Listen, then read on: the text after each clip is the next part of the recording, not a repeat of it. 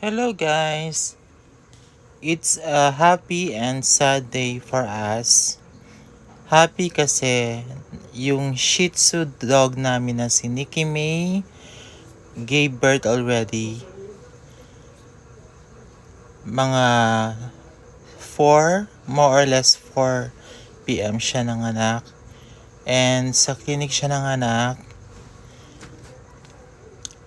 So ayan na yung baby niya ngayon. Dumedede na sa kanya. And that's Nikki May. She did a good job. And sad day kasi supposed to be dalawa yung anak niya. But the other two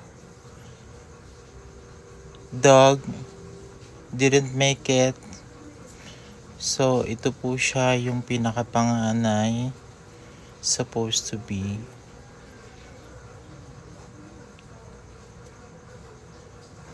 So inilibing na po namin siya kanina. So weak po siya.